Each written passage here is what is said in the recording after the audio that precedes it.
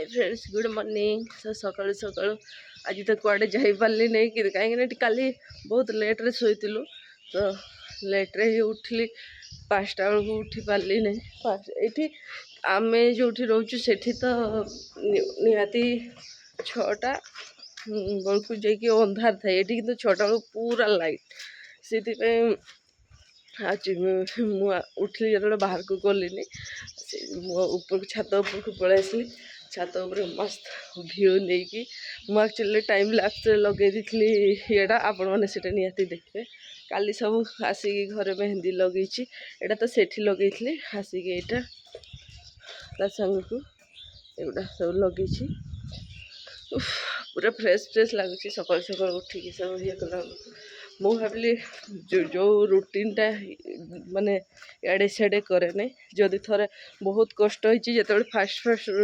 Walking start कलु पाद Fahd पूरा बथा है पुणी आ स्टार्ट कला बेलू बथा से मुझे कंटिन्यू करवा चलतु मु मोर वॉक कर सारे देन मु कथा होची।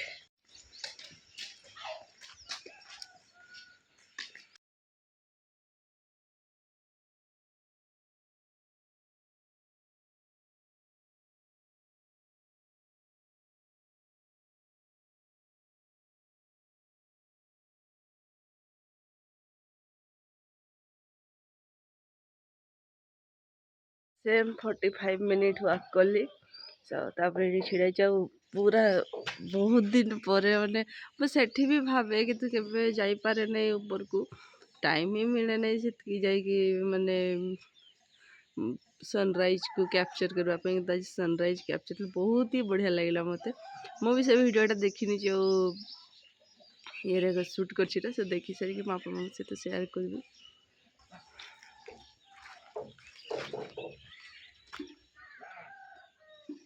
सकाल सकाल बहुत ही शांति लगे सतरे आ पूरा कुकड़ार आवाज तापर चढ़ई सब जिते आसली 6टा बेले तो पूरा चढ़ई चढ़ई चढ़ई चढ़ई आवाज थी बहुत बढ़िया लगुला।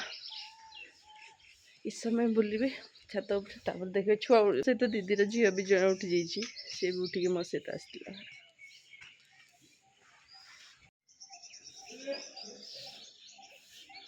ये है मो गाँ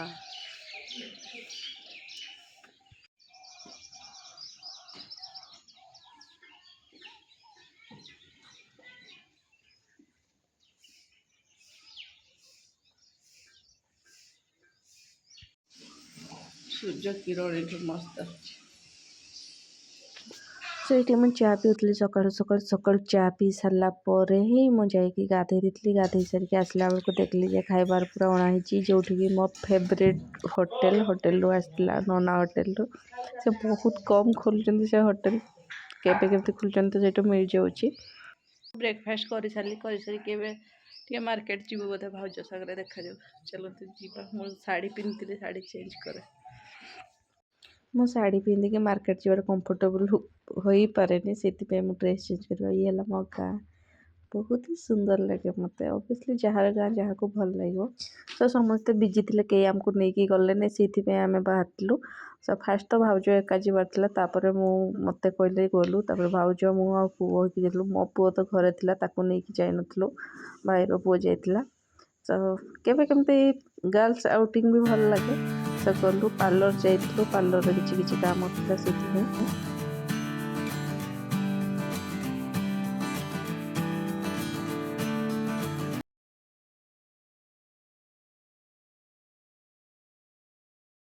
सब भाईर पुआ और मो पुआ मिसिकी बहुत सांग दीज कार तो जुड़ का नजर न लागू कि तो ये कई क्या छाड़ी रही ना सान बड़ को छाड़ी रही ना बड़ को सान किए क्या मारदेला बेलू अन्य जड़े पूरा रेडी तो दीज सेम ड्रेस पिंधि तो सेटा वीडियो कर देती तापर ये मटन तैयारी होता चूली रे पूरा एत सारा मटन तो से तो समस्ते तैयार मुझे खाली टी आसिक बसिकी चलाचुली कली कहीं से टाइम कहीं ना तो मत कहते चल चुला दब बोली समस्ते ये सब बसई कड़े कड़े सब जाते तो से टाइम मुझे निजर भिडियो तैयारी क्रेडिटा मु नहीं गली जमी मु तैयारी कितु नाई मु तैयारी मुझे जस्ट खाली चलाचुली करी तो समस्ते मोर ये मजाक उड़ाते हाँ टी आसिक भिडियो तैयार दे आपर क्रेडिट तर बनईबुचु तू ନା ମୁଁ କ୍ରେଡ଼ିଟ୍ ନେବିନି କାହା କ୍ରେଡ଼ିଟ୍ ଯିଏ ତିଆରିଛି ତାରି। ସो ତାପରେ ମୋର ମାନେ ମୋତେ ଇଚ୍ଛା ହେଲା ପାଣି ପାଇପ୍ ଲାଗିଛି ପମ୍ପ ଲାଗିଛି ପାଣି ପାଇଁ କିନ୍ତୁ ମୁଁ କହିଲି କୂଅରୁ ଟିକେ ପାଣି ଉଠେଇ ପୁରା 8-9 ବର୍ଷ ହେଇଯିବ ତାପରେ ମୁଁ ପାଣି ଉଠଉଛି। ଆଗରେ ପାଣି ଉଠଉଥିଲି ଯେତେବେଳେ ଯେମିତି। ତାପରେ ଡାଇରେକ୍ଟ ସନ୍ଧ୍ୟାବେଳେ ଏଇଠି ଆମେ ସବୁ ରେଡ଼ି ହେଇଯାଇଥିଲୁ ଓଷା ପାଇଁ। ସୋ ଏମିତି ଓଷା ଆସିଥିଲେ ମା ଠାକୁରାଣୀ ଓଷା। ସୋ ମା ଠାକୁରାଣୀ ଯେତେବେଳେ ଆମ ଘର ପାଖକୁ ପହଞ୍ଚିଲେ ବହୁତ ଲେଡ଼ିଜ୍ ଥିଲେ। ମୁଁ ବାସ୍ ଟିକେ ହିଁ କ୍ଲିପ୍ଟା ନେଇଛି, ବେଶୀ କ୍ଲିପ୍ ନେଲିନି। ତାପରେ ଏଠି ପୁରା ଓଷା ଯେତେବେଳେ ଲାଷ୍ଟ ହେଇଗଲା ରାତିରେ ସବୁ ବୁଲି ବୁଲାକି ଗାଁଟା ଆମେ ଆସିଲୁ। ବେଶୀ ଦୂରିଆ ଯାଇନୁ, ଜଷ୍ଟ ଆମ ଘରର 4-5ଟା ଘର ଆଗକୁ ଗଲୁ। ତାପରେ ଆମେ ପଳେଇ ଆସିଲୁ। ତ ଆସି ସାରିଲା ପରେ ଏଠି ଗୁପଚୁପ୍ ଖାଉଥିଲୁ। ଆମ ଘର ପାଖରେ ଗୁପଚୁପ୍ ଠିଆ କରାଇଥିଲେ ଠେଲାଟାକୁ। ତ ସେ ଠେଲାରେ ସବୁ ଛିଡ଼ା ହେଇକି ସମସ୍ତେ ଯେତେ ଆମର ଫ୍ୟାମିଲିରେ ଥିଲୁ ସମସ୍ତେ ଆସିଯାଇଥିଲୁ ଖାଇବା ପାଇଁ। ଆଉ ବି ଗାଁର କେଉଁ ଲୋକମାନେ ସବୁ ଖାଉଥିଲେ, ଯେମିତି ରିଟର୍ଣ୍ଣ କରୁଥିଲେ ଓଷା ଦେଖିକି। ତ ସେମାନେ ଖାଉଥିଲେ ଆଉ ବହୁତ ହି ଟେଷ୍ଟି ବି ଲାଗିଲା। ଆଉ ସନ୍ଧ୍ୟାବେଳେ ଭିୟୁଟା ଦେଖନ୍ତୁ ପଛରେ ଏତେ ସୁନ୍ଦର ଥିଲା, ବହୁତ ହି ବଢ଼ିଆ ଲାଗୁଥିଲା, ଯେମିତିକି ପେଣ୍ଟିଂ କରିକି ରଖିଦେଇଛି।